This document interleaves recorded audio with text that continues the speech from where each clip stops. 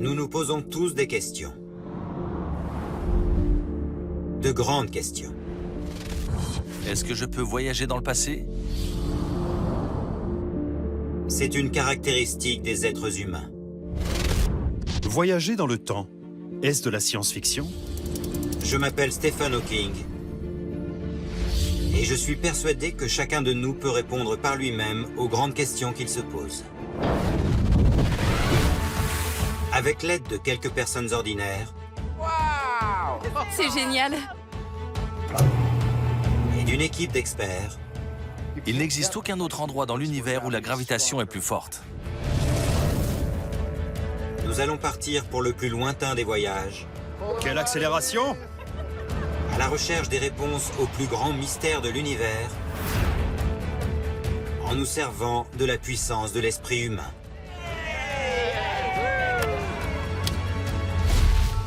Parce que tout le monde peut penser comme un génie. Pouvons-nous voyager dans le Pouvons-nous temps? voyager dans le temps? Le voyage dans le temps est une de mes idées préférées. La plupart d'entre nous a déjà rêvé de partir faire un tour dans une autre époque. Peut-être pour jeter un coup d'œil sur notre avenir. Ou pour assister à un grand événement historique. Pendant des décennies, le voyage dans le temps a eu un attrait irrésistible pour les écrivains de science-fiction et pour les réalisateurs d'Hollywood. Mais comment savoir s'il est possible de voyager dans le temps?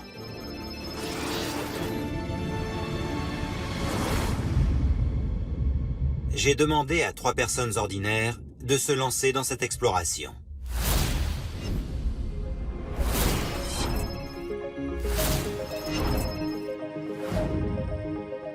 Une série d'énigmes et de défis les attend. Ils recevront l'équipement nécessaire et des instructions pour les aider. Super! Pourront-ils résoudre cette série de mystères et trouver la réponse à cette grande question? Est-ce que je peux voyager dans le temps? Je sais pas. Je sais même pas par où commencer. C'est fantastique de penser à l'idée de voyager dans le temps. Je pense que c'est impossible avec la technologie d'aujourd'hui, mais qu'on pourra peut-être avec celle du futur. Je ne sais pas comment ni avec quels moyens, mais je crois que c'est possible. Oui, je crois que c'est possible. J'ai donné rendez-vous à mes volontaires à New York. Quel meilleur endroit pour commencer une enquête sur le temps que Times Square? Je veux mettre mes volontaires dans la position des scientifiques qui ont tenté de comprendre cette chose insaisissable que nous appelons le temps. Je leur ai préparé une surprise. Oh, regardez, regardez!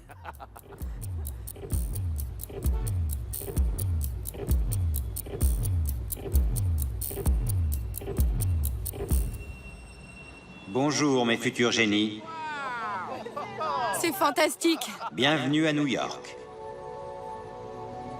J'espère que vous êtes prêts à vous amuser.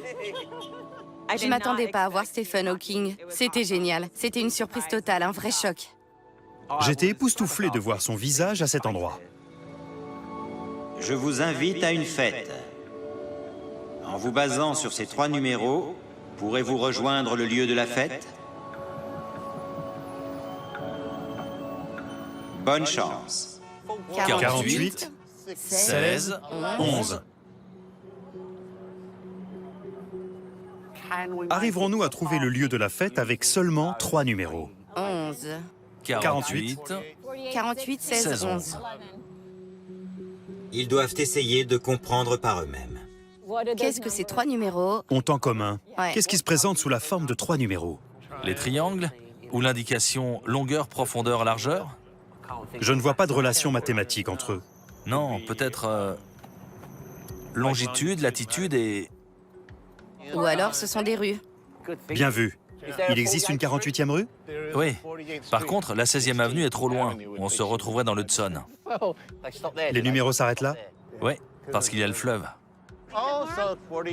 Alors ça doit être la 48e rue et la 11e avenue. Et quand on sera à l'angle des deux, le numéro 16 nous apparaîtra. Ouais. On va y réfléchir sur le chemin. En route.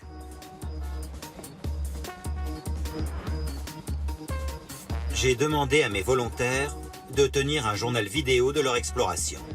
Ils vont en avoir besoin plus tard. Alors Marisol, qu'est-ce qu'on fait? On essaie d'aller à une fête. Norman? On va à une fête. On n'était pas sûr d'avoir compris, mais on s'est dit qu'aller à cette adresse était notre meilleure idée. On est dans quelle rue? C'est laquelle? La 46e rue. Là, c'est la 47e. C'était logique de suivre le plan quadrillé, de suivre les rues. On est dans la 48e rue, au numéro 1. Le premier chiffre. Excellent, c'est le moment du selfie. Ouais, un selfie. On est où? Dans la 48e rue. On est arrivé. Voilà le panneau. Et maintenant, la 11e avenue. Ouais, la 11e avenue est par là.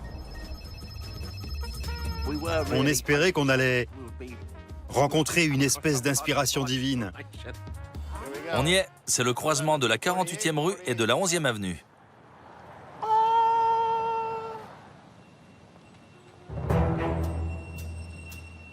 Ils ont bien fait de se rendre à l'intersection de la 48e rue et de la 11e avenue. Mais sauront-ils utiliser le 3e numéro pour trouver le lieu de la fête? Je vois rien de spécial. On a le 48, on a le 11, il reste le 16. Quand je suis arrivée devant l'immeuble, rien ne m'a fait penser au numéro 16. C'était juste un immeuble très haut. 1, 2, 3, 4, 5, 6... 16 étages? Il était haut de 16 étages, c'était forcément ça. Allons voir là-haut, d'accord? Ouais, on y va. D'accord.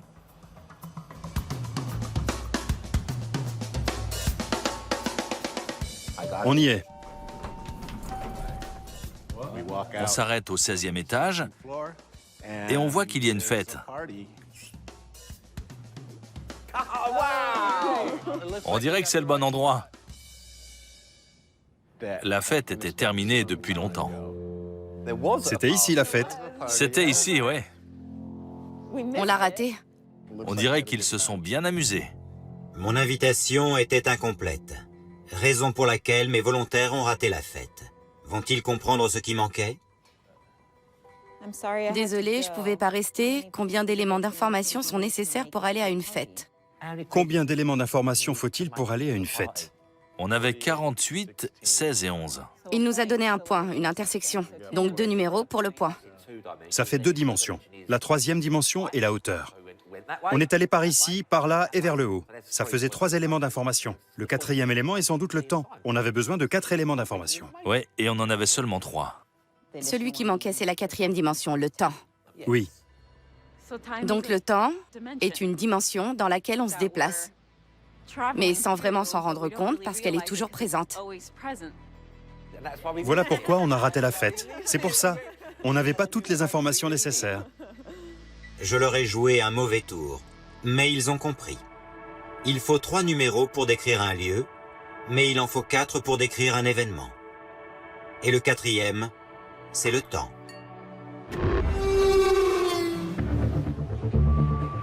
Pour voyager dans le temps, il faut pouvoir voyager dans la 4e dimension. Mais qu'est-ce que cela veut vraiment dire? Pour les aider à le comprendre, je vais donner à mes volontaires un nouveau défi.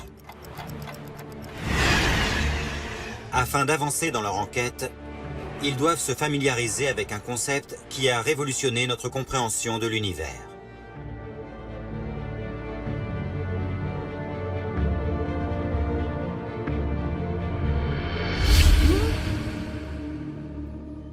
C'est mystérieux. S'ils y arrivent, ils pourront vraiment penser comme des génies. Merci. Merci. Pas de quoi. Quand je suis entré, je me suis demandé de quoi il s'agissait.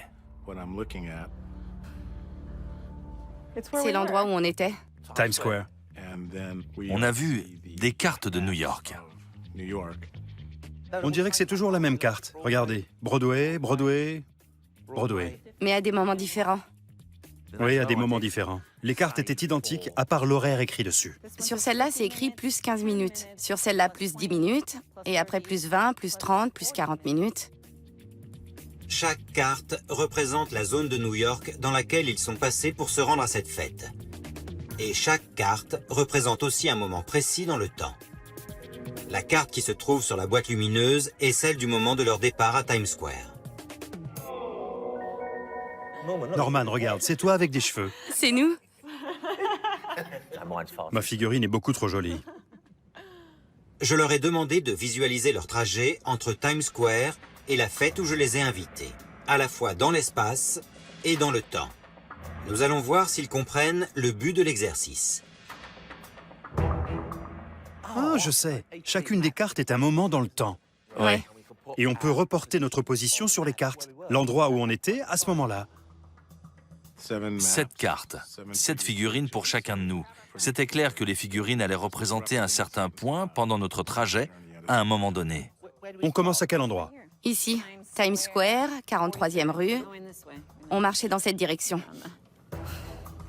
Où étions-nous 10 minutes plus tard? La caméra ne servait pas seulement à faire des selfies. On essaie d'aller à une fête. Si tout se passe bien, la caméra va leur être très utile. On a réussi à reporter l'endroit où on était grâce à l'indicatif horaire sur la vidéo.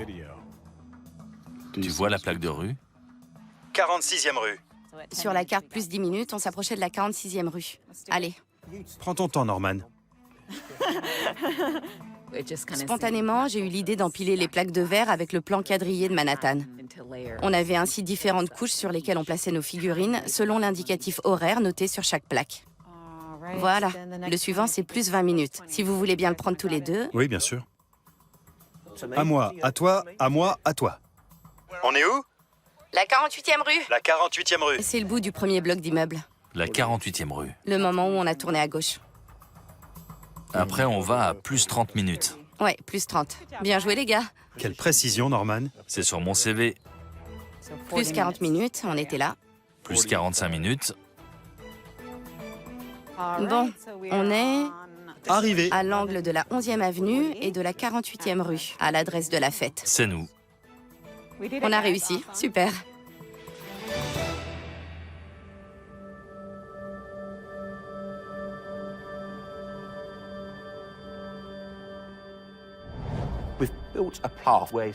C'est notre trajet entre le point de départ et le point d'arrivée, dans l'espace et dans le temps. On peut voir chaque couche comme la dimension spatiale et chaque niveau comme la dimension temporelle. Qui est? La 4e dimension. La 4e dimension. On a retracé la 4e dimension.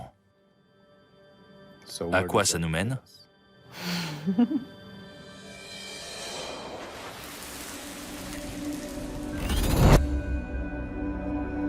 La conclusion à laquelle j'espère qu'ils vont arriver, c'est celle qu'Albert Einstein a été le premier à formuler.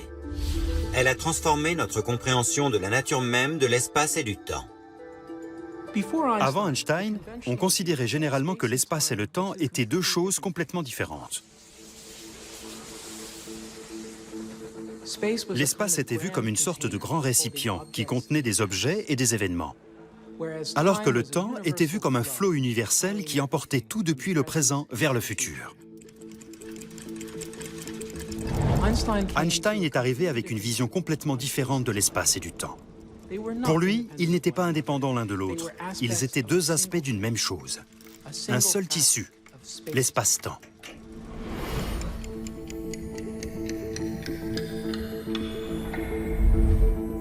Et tout se déploie à l'intérieur de ces 4 dimensions, toujours. Pour vraiment comprendre ce qui conditionne un éventuel voyage dans le temps, nos volontaires vont devoir faire le même raisonnement spectaculaire qu'Albert Einstein. On a compris que c'était une maquette de notre trajet, mais on a mis un peu de temps à comprendre ce qu'elle voulait vraiment dire.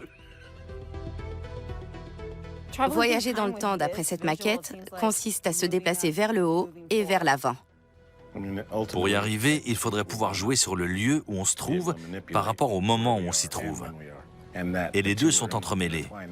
Avec cette maquette, on voit bien qu'on ne peut pas séparer l'espace et le temps, alors que c'est ce qu'on a tendance à croire. Tu veux dire que c'est pas l'espace et le temps, que c'est l'espace-temps? Oui, l'espace-temps. Les deux ne sont plus séparés. Ça, c'est une carte de l'espace-temps. Les deux sont dans le même... Norman, on a rassemblé les 4 dimensions. Bravo! Ils ont compris. Ils se sont rendus compte que leur voyage dans l'espace et leur passage dans le temps étaient inextricablement liés. Le temps et l'espace n'existent pas séparément. Ils sont unifiés. L'espace-temps remplit chaque recoin de l'univers depuis toujours. Chaque événement de notre vie a un point de référence unique dans l'espace-temps, à la fois un emplacement physique et un moment spécifique dans le temps. La même chose est vraie pour chaque particule dans le cosmos à chaque instant de l'histoire. Je ne penserai plus à cette question de la même façon, parce que je suis à l'endroit où je suis, mais je suis aussi à l'instant où je suis. L'espace-temps, c'est une seule chose. On ne peut pas les séparer. On doit donc manipuler les deux à la fois si on veut voyager dans le temps. Presque tout le monde imagine un voyage dans le temps comme une disparition soudaine d'un instant donné et une arrivée instantanée dans un autre instant donné, en général avec l'aide d'une très astucieuse machine à voyager dans le temps.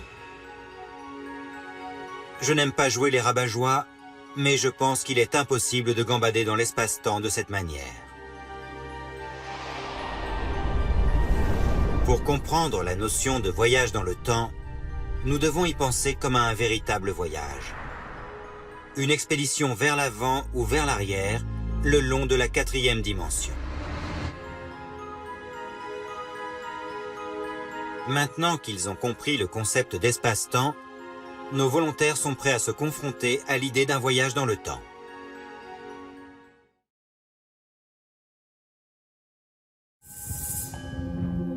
Pour leur prochain défi, ils ont besoin de beaucoup d'espace. Alors nous avons quitté New York et nous sommes allés dans le magnifique désert d'Arizona.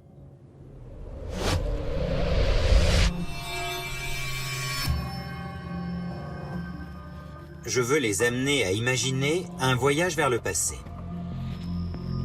Super! Une nouvelle surprise les attend. Quand on est arrivé, j'ai vu du sable et 3 pistes. Regardez, Des flèches? 2 flèches vers l'avant. Il y a quelque chose écrit là-bas. Ouais, allons voir. Il y a une piste avec une flèche dans le sens opposé à nous, marquée en avant. Sur la 2e piste, c'est marqué en arrière. Et la 3e piste est marquée en avant, elle aussi. 2 vers l'avant, 1 vers l'arrière. Imaginez que c'est un parking magique qui va leur permettre de partir vers le futur.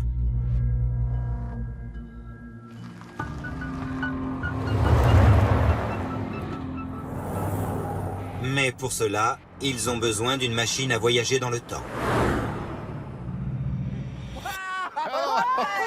Regardez!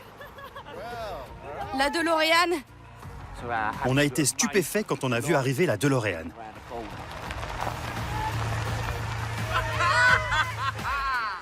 Le conducteur est descendu et il a agité les clés devant nous. Aucune personne normale ne peut résister à la tentation de prendre les clés d'une DeLorean. Génial! Mode d'emploi. Imaginez que c'est un parking magique. Imaginez que chaque piste représente le même moment de l'espace-temps. Sur la première piste, ils vont voyager en avant avec le temps, de la façon habituelle, comme vous et moi. Sur la deuxième, ils vont devenir des voyageurs dans le temps car ils vont refaire leur trajet en arrière vers le moment de leur départ. Sur la 3e piste, ils vont à nouveau voyager en avant avec le temps de la façon habituelle. Vous devez parcourir les 3 pistes du parcours. Mais avant de démarrer sur chaque piste, réfléchissez à ce que vous allez voir. Le défi qui leur est proposé, c'est de comprendre à quoi ressemblerait le fait de remonter dans le temps. Pendant le premier trajet, on ne verra rien de spécial, à part nous dans une DeLorean. Après être arrivé au bout, on reviendra. Et on se croisera nous-mêmes en train d'avancer dans le temps. C'est bien ça? Oui. Vous êtes sûr? Norman a raison de remettre ce projet en question. Il a un défaut. Je te donne un talkie-walkie. On t'appellera depuis le futur. D'accord. Une fois partis, ils vont peut-être se rendre compte de leur erreur. Je démarre la DeLorean. Au revoir.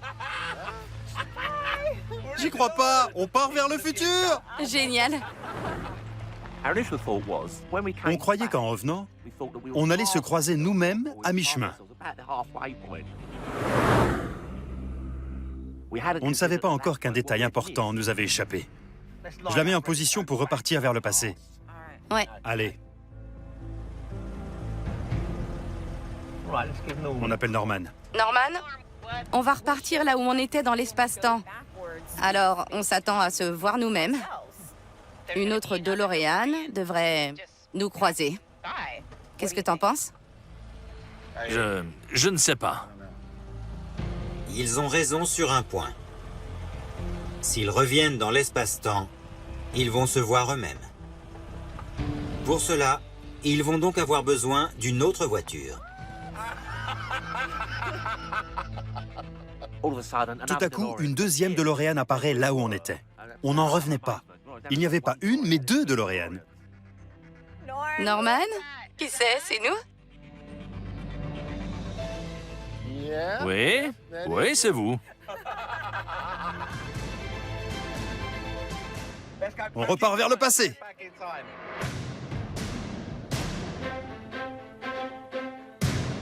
Nous allons voir si le fait de se retrouver face à face avec eux-mêmes les aide à se rendre compte de leur erreur. C'est nous! C'est nous!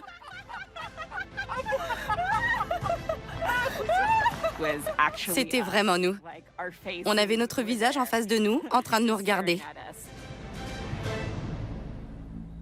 C'est le moment où on a vu un petit défaut dans notre logique. La plupart des gens auraient sans doute prédit que les deux voitures allaient se croiser. Mais ce n'est pas ainsi que je vois un voyage dans le passé. Nos volontaires doivent réfléchir à nouveau. Si tu revenais sur tes pas dans l'espace-temps, qu'est-ce que tu t'attendrais à voir? On se verrait nous-mêmes aller vers... Aller vers où? Tu te verrais aller en arrière? Imagine que tu es au début de cette maquette de l'espace-temps et que tu avances. Tu te verrais toi-même en train de reculer, non? Ouais. Paul a repéré leur erreur.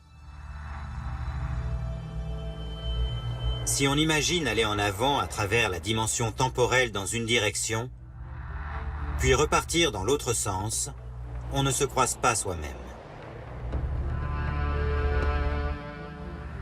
En fait, on se verrait soi-même aller en arrière, et ensuite, on avancerait à nouveau dans le sens de la progression du temps. Sauf qu'à ce moment-là, il y aurait 3 exemplaires de vous-même.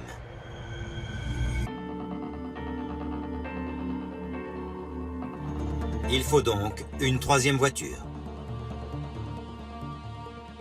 Génial! Regarde!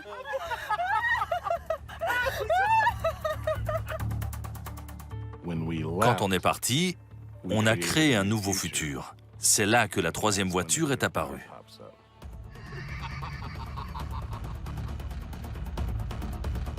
Pour que ce soit clair, nous allons recommencer depuis le début. Allez, On va rouler vers le futur. en avant, en arrière et encore en avant.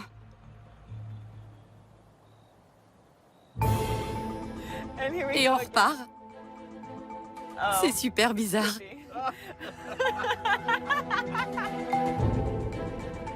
Si c'était un voyage linéaire dans l'espace-temps, Marisol et Paul verraient la version future d'eux-mêmes remonter le temps, puis repartir dans le sens de la progression du temps après leur voyage en arrière. 3 DeLorean. 1, 2, 3. Quand on avance dans le sens du temps, les pistes numéro 1 et numéro 3 vont dans la même direction, par rapport à la 2 qui va en arrière.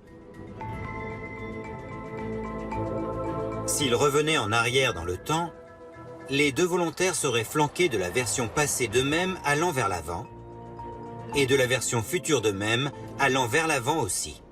Tout se produit de façon synchronisée. Tout doit se produire en même temps. Tout va en avant et en arrière simultanément. Quand ils arrêteraient de voyager dans le temps passerait à nouveau normalement pour eux, et ils verraient donc les deux versions passées d'eux-mêmes qui continueraient à voyager dans le temps. C'est trop bizarre de se voir soi-même. T'as l'air tellement sérieux.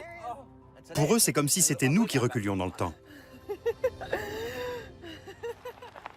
Quand on imagine un déplacement vers le passé, un problème fondamental surgit.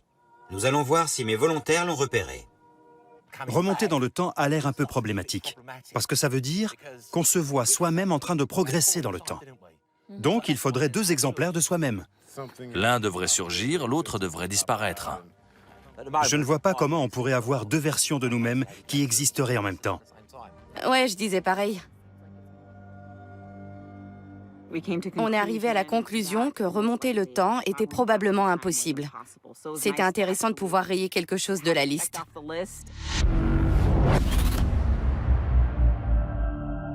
Ils ont raison. Les lois de la nature ne supportent pas l'apparition soudaine de si grandes quantités de nouvelles matières. En d'autres termes, des duplicata d'êtres humains et de machines à voyager dans le temps ne peuvent pas surgir dans l'existence. Donc, remonter le temps est un projet qui n'a pas grande chance d'aboutir un jour. C'est décevant, mais je préfère prendre cela du bon côté. Au moins, le passé historique ne risque pas d'être perturbé par des touristes temporels. Maintenant qu'ils ont éliminé la possibilité de remonter le temps, mes volontaires doivent réfléchir aux possibilités de voyager vers le futur.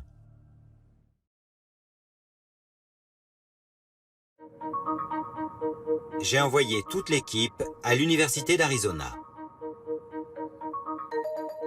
Je veux leur faire réaliser une expérience sur les possibilités de voyager vers le futur. J'ai vu une rangée d'horloges avec des aiguilles, mais pas de chiffres. Et un coffre comme ceux qui contiennent un trésor, une grande boîte. On l'ouvre? Ouais. Ouais, 1, 2... c'est quoi ça? Des minuteurs. Il y avait plusieurs compteurs, des appareils de comptage. C'est un parachute. Sortons-le. Au début, on a cru que c'était seulement un emballage pour les compteurs. Et puis, on a eu une espèce d'inspiration. Il y a une prise là-dessus. Tu veux faire un essai? Absolument. On y va. Ouais. Prêt? C'est parti. Il se gonfle? Je vais en dessous? Ouais. Tu le tiens? Oui, mais il va grandir. Une fois que cet objet sera gonflé, ils auront tous les éléments pour apprendre à voyager dans le futur.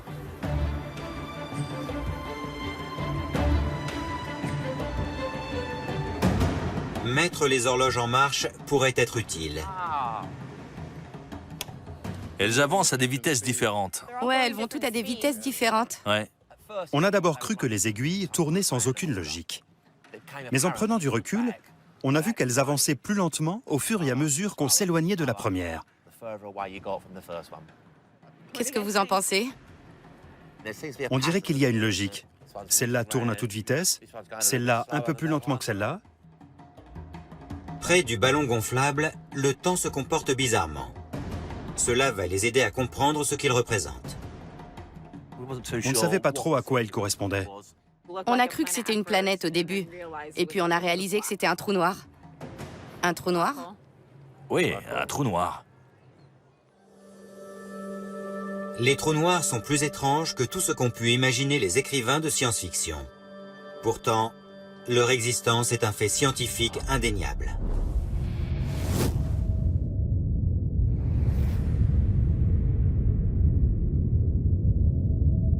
Un trou noir est une étoile avec une quantité de masse colossale, compactée dans un espace relativement étroit.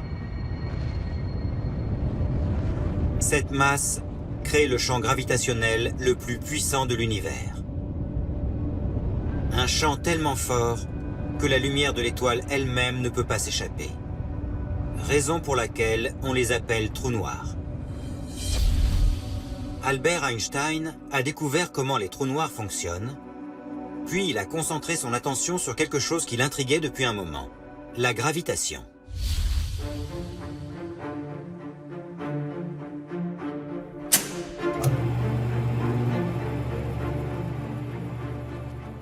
Einstein a annoncé à ses collègues physiciens « Aucun de vous n'a une théorie valable sur la gravitation.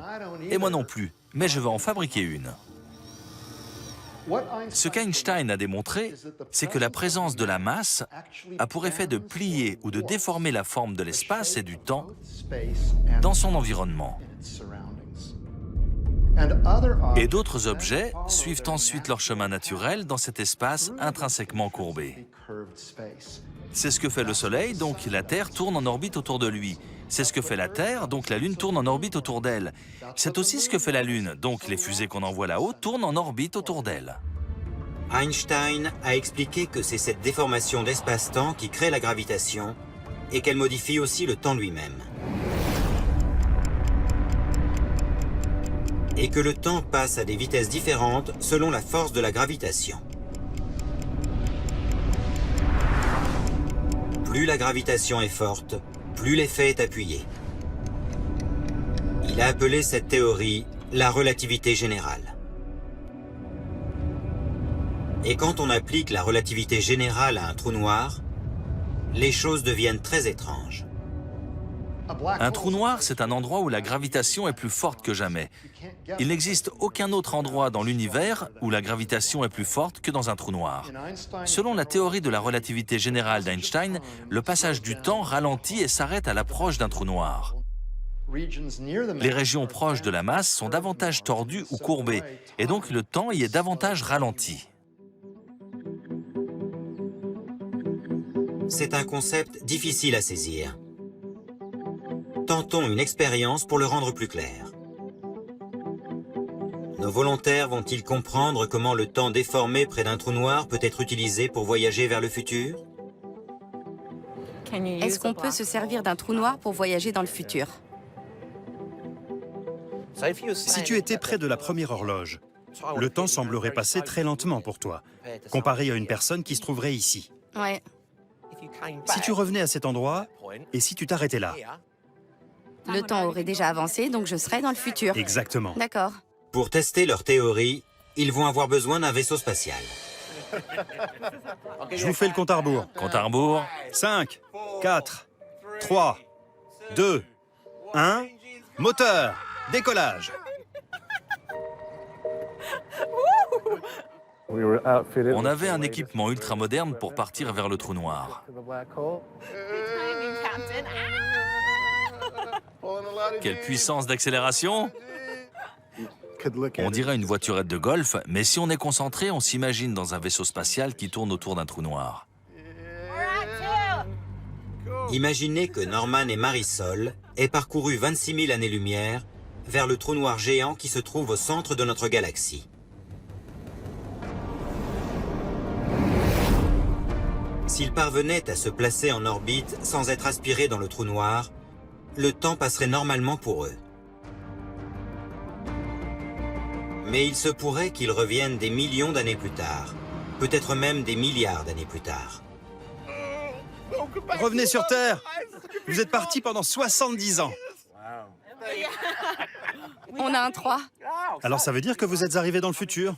Bienvenue dans le futur. Merci. Merci. Seulement 3 années ont passé.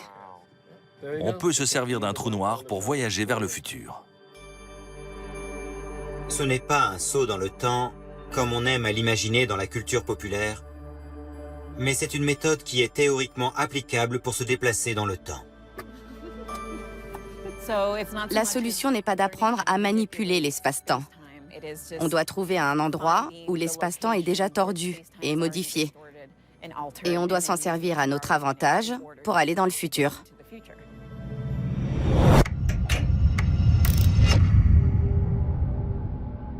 Ils ont compris par eux-mêmes qu'on peut utiliser la déformation de l'espace-temps pour voyager dans le futur. Ils sont donc prêts à tenter l'expérience pour de vrai, ici, sur la Terre.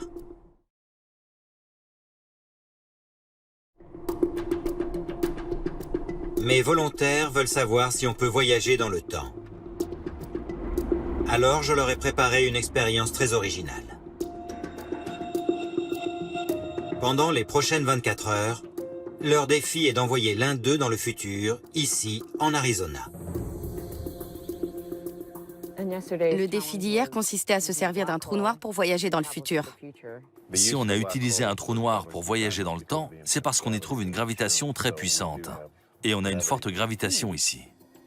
C'est l'endroit idéal où faire une tentative. Nous allons voir s'ils arrivent à comprendre pourquoi. Je crois que notre position géophysique pourrait nous donner 2 points de référence si on montait à une plus haute altitude. Et je vois quelque chose devant nous qui devrait nous permettre de le faire. De quoi tu parles, Paul? De cette montagne là-bas. Un point au sommet de la montagne, un autre à la base. Ça nous donnerait la même chose qu'hier. On a besoin de compteurs. Oui. Ouais. Voilà ce qu'il nous faut. Ils sont sur la bonne piste.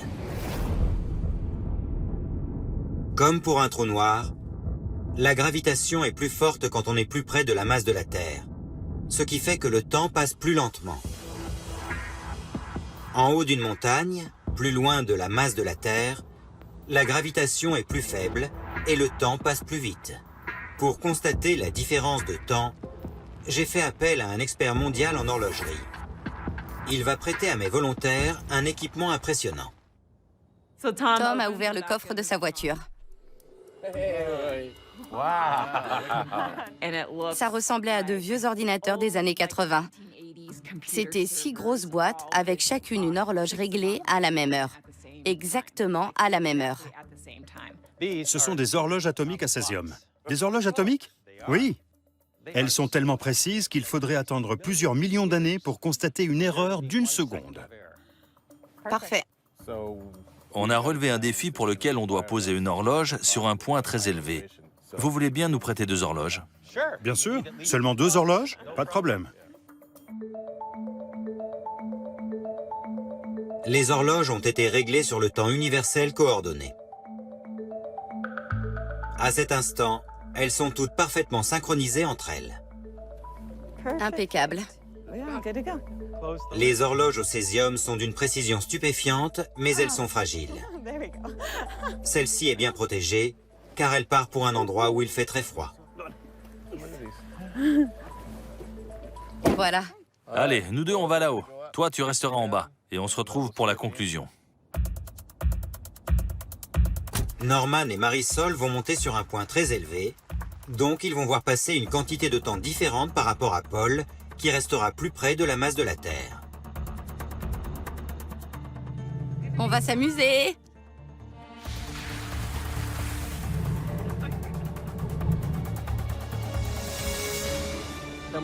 Le paysage était magnifique et n'arrêtait pas de changer. On montait de plus en plus haut. Tout à coup, on s'est rendu compte que les cactus avaient disparu et on s'est retrouvé dans la montagne entouré de neige. Ça fait une sacrée différence par rapport au désert en bas. Ouais, c'est un autre monde. Plus ils prennent de l'altitude, plus l'attraction gravitationnelle de la Terre devient faible. La différence n'est pas très grande, mais le temps passe plus vite pendant qu'ils montent.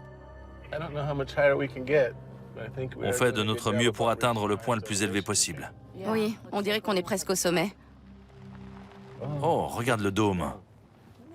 Super. On a vu que la tour était le point le plus élevé. Allez, à nous de jouer. On était monté à presque 2000 mètres.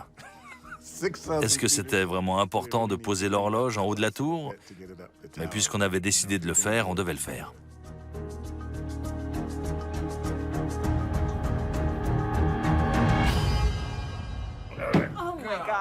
Qu'est-ce que c'est lourd. J'espère que ça va marcher. Je ne recommencerai pas. On va voir. On a réussi à la porter ici. Et on est à... Combien? 2770 mètres. Pas mal. Ils sont au sommet du mont Lemmon, à 2771 mètres. En bas, Paul est à 718 mètres. Le différentiel des forces de gravitation à ces deux altitudes devrait suffire pour voyager dans le temps sur la Terre.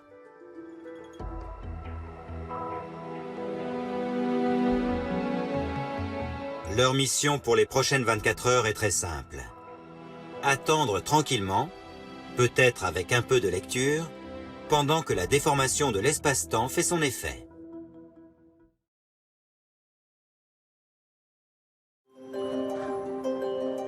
Les volontaires tentent de voyager dans le futur, ici sur la Terre, et leur attente est maintenant terminée. En comparant leurs horloges, nous allons savoir s'ils ont atteint leur but. Alors, comment ça va? Comment ça s'est passé? Très bien. Attention, ça glisse. On va y arriver. 24 heures après, on a transporté l'horloge atomique de Paul en haut de la tour. On était comme deux enfants qui attendent d'ouvrir leur cadeau de Noël. Prêt pour les résultats? Ouais, Ouais, Voilà l'horloge que vous avez apportée ici hier.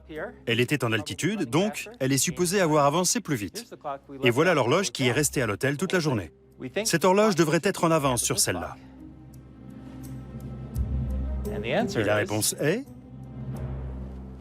20,485 nanosecondes. des nanosecondes. 20 milliardièmes de seconde. Voir le chiffre était stupéfiant parce que ça prouvait que c'était vraiment arrivé. C'est dingue. C'est la différence entre ces deux horloges. on peut dire que c'était un voyage dans le temps. C'est assez incroyable. C'est stupéfiant qu'on puisse le calculer et que ça se produise en 24 heures. En venant les rejoindre au sommet de la montagne, Paul a voyagé dans leur futur. Un voyage de 20 nanosecondes. C'est incroyable. J'avais 20 milliardièmes de seconde de retard sur l'autre horloge. Donc, je suis 20 milliardièmes de seconde plus jeune que les deux autres. C'est identique à ce qui se passe près d'un trou noir. En restant plus près de la masse de la Terre, Paul a expérimenté un passage du temps plus lent que Marisol et Norman. Quelle vue! Ils sont réellement des voyageurs du temps. Quelle immensité! C'est incroyable. T'es resté en bas, on est allé au sommet de la montagne, et pour nous, le temps s'est accéléré. Notre horloge a avancé plus vite. Si on regarde les gens en bas avec des jumelles, on peut se dire qu'ils sont dans le passé. L'idée du voyage dans le temps a l'air complètement loufoque. Mais c'est quelque chose qui se produit tout le temps, même si les durées sont infimes. Le monde a des aspects étonnants auxquels on ne prête pas assez attention. Toi, tu as voyagé dans le futur. Vous m'avez permis de voyager dans le temps pour vous rejoindre dans votre présent. On a voyagé dans le temps. Ouais. C'est une victoire, non? Ouais. Après avoir fait toutes ces expériences, on s'est dit qu'il était possible de voyager vers le futur. C'est formidable de comprendre les choses soi-même. J'avais envie de crier « Eureka !» Top là, on a assuré. Nous voyageons tous dans le temps, à chaque instant. Quand nous sommes assis dans un avion, quand nous gravissons une montagne, ou même quand nous prenons l'ascenseur, nous modifions la vitesse à laquelle nous avançons vers le futur. Quant à moi, il est temps que je parte.